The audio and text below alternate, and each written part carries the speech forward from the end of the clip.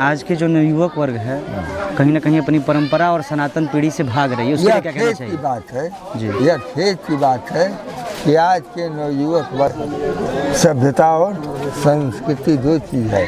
तो संस्कृति जो थोड़ा बहुत क्लिकबेट आपने देखा वो मोहनिया प्रखंड के कांडिहरा गांव का था।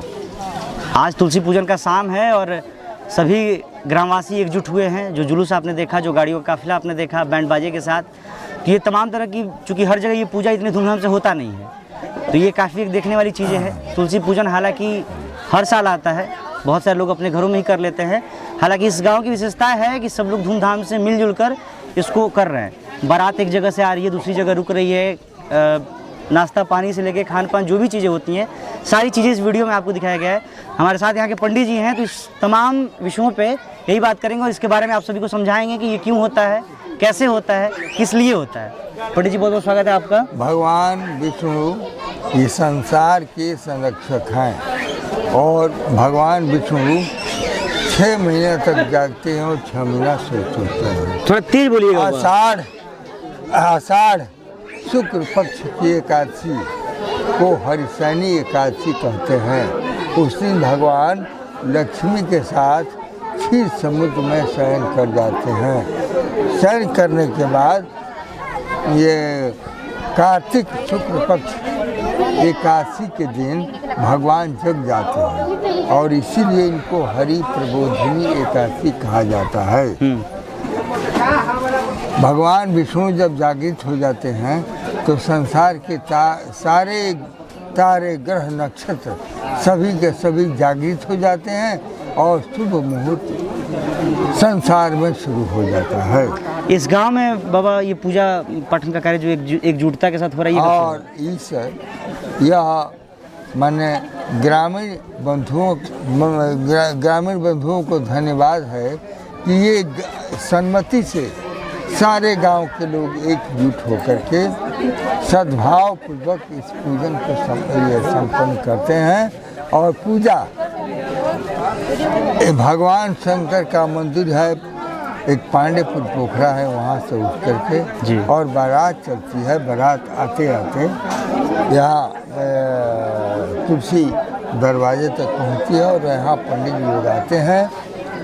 सविधि विधि पूर्वक वैदिक रीति से यहाँ पूजन करके सिंदूरदान इत्यादि करके जजमानों को बैठाकर इसको हम लोग संपन्न कराते हैं। बाबा जी जब ये जुलूस चल रहा था, इसके तमाम बीच गांव में जितने मंदिर है छोटे बड़े सभी में, सभी पे ये जो है कि डोल गया और वहाँ से मिलन होकर इसका क्या प्रक्रिया है? वहाँ से उत्तिष्ठा भगवान उत्तिष्ठा यह कह करके मंत्र वहाँ से भगवान को उठाया जाता है और गांव और यात्रा में जितने भी मंदिर हैं शिव पार्वती के, सारे मंदिरों पर जा कर के लोग नमस्कार करते हैं बाजा गाजा के साथ और तब पूरे गांव की परिक्रमा की जाती है। परिभ्रमण के पश्चात यहाँ बारात अंतिम समय में पहुँचती है जहाँ साक्षात लक्ष्मी स्वरूपा तुलसी माता विराजमान है। जो लोग तुलसी पूजन सिर्फ अपने घरों तक ही सीमित रख रहे हैं, उन जैसे लोगों या फिर उस गांव को आप क्या कहना चाहिए, क्या संदेश देना चाहिए इस गांव के तरफ से? तुलसी इस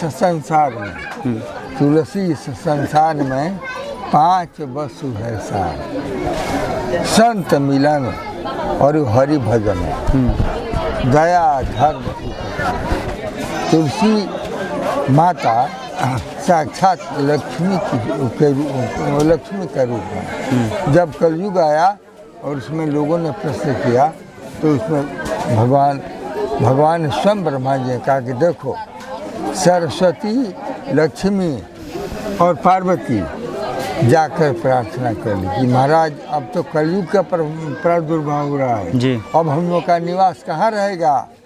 इन लोगों को ब्रह्मा जी ने कहा कि घबराओ मत देवियाँ, तुम लोगों का निवास कलयुग में एक पौधों में रहेगा। तो लक्ष्मी का निवास हुआ तुलसी के पौधे में। अच्छा। और सरस्वती का निवास हुआ आंवला वृक्ष में। इसके बाद माँ पार्वती का निवास हुआ श्रीफल वृक्ष में।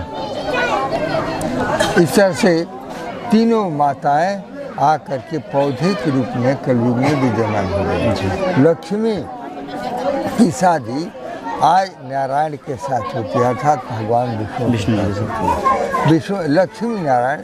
लक्ष्मी नारायण शयन कर जाते हैं हरिशयनी एकादशी को, और इनका जागरण होता है कार्तिक शुक्ल पक्ष एकादशी को।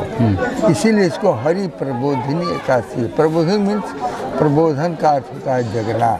भगवान जग गए, भगवान जग गए, भगवान जग गए, माने लक्ष्मी माता लक्ष्मी नारायण शयन करने के पश्चात क्षीर समुद्र में ये कार्तिक शुक्ल पक्ष एकादशी को जागृत हो जाती हैं, और संसार के जितने शुभ कर्म हैं, जितने कर्मकांड हैं, जितने यज्ञ वगैरह हैं, सब के सब प्रारंभ हो जाते हैं शुभ मुहूर्त। बाबा जी, जैसे आज के जो नवयुवक वर्ग है कहीं ना कहीं अपनी परंपरा और सनातन पीढ़ी से भाग रही है, उसके लिए क्या कहना चाहिए? की बात है जी, यह खेत की बात है कि आज के नवयुवक वर्ग अपनी सनातन परंपरा से कुछ दूर भागते नजर आ रहे हैं, है ना। इस पे क्या कहना चाहिएगा नवयुवकों को आप? ये अब आज हमारा मोटिवेशन होगा कि नहीं, आपका सनातन सर्वसिद्धिमान है, आपका सनातन शाश्वत है, और ये क्षणिक बातों के फेर में नहीं पड़ना चाहिए। आज के युग में लोग मॉडर्न, हमारे बहुत स्टूडेंट से भेंट हुई है, लोग कहते हैं कि मॉडर्न एज नहीं है। अरे व्हाट मीन्स मॉडर्न? मॉडर्न इसका अर्थ क्या होता है? मॉडर्न माने आधुनिकता में हम संस्कार को भूल जाते हैं, अपनी सभ्यता को भूल जाते हैं, अपनी संस्कृति को भूल जाते हैं। एक चीज़ मैं बताऊं, सभ्यता और संस्कृति दो चीज़ है। सभ्यता और संस्कृति दो चीज़ है। तो संस्कृति किसी विद्यालय में पढ़ाई नहीं जाती, संस्कृति स्वयं आत्मबोध होता है, वह माताओं के द्वारा भी नहीं मिलता है, लेकिन आपका जो आत्मचिंतन है उसका उद्भव स्थान में होता है। जैसे किसी के ऊपर दया करना, किसी के ऊपर कृपा करना, भिखारियों को देकर भीख देने की इच्छा जागृत होना जी, इत्यादि जितनी ये आदतें हैं आपके उद्भव का, ये सब आपके आंतरिक प्रवृत्तियों से उत्पन्न होती है। जबकि सभ्यता ऊपरी वस्तु है, इसके लिए पढ़ाई होती है। पहली पाठशाला माँ बाप देते हैं, परिवार एक पाठशाला है, इनको प्रणाम करो, उनको प्रणाम करो, यहाँ बैठो, वहाँ बैठो, नम्रता से रहो, सभ्यता से रहो। इट मीन्स सभ्यता जी, इसको सभ्यता कहते हैं। बहुत बहुत धन्यवाद पंडित जी। और इस पूजा के बारे में आपकी क्या राय, जरूर हमें बताइएगा। फिलहाल आप भी कहीं सुनते हैं कि तुलसी पूजन है आज, या फिर आपके आस पड़ोस कहीं हो रही है धूमधाम से, तो आप कितने भी अपने बिजी शेड्यूल में हो, थोड़ा सा समय निकाल के उस पूजन को देखने जाइए, क्योंकि हम और आप कहीं ना कहीं अपने जड़ों से दूर हो रहे हैं। ये उन लोगों के साथ शेयर भी करिए इस क्लिप को, इस छोटे से इंटरव्यू को, इस छोटे से पूजन पाठन के कार्य को, ताकि बहुत सारे लोग जान सके, इसके बारे में देख सके। क्योंकि साल में एक बार नाम तो सबको याद रहता है कि तुलसी पूजन है, लेकिन होते बहुत कम लोग देखते हैं। ठीक, बहुत बहुत धन्यवाद। नहीं, हमारी हिंदू संस्कृति में ऐसी बात नहीं है। हमारी हिंदू संस्कृति के धरोहर है जी, और इस धरोहर को बचाए रखना हम नई पीढ़ियों का काम। नई पीढ़ियों का काम। बहुत बहुत धन्यवाद पंडित। धन्यवाद।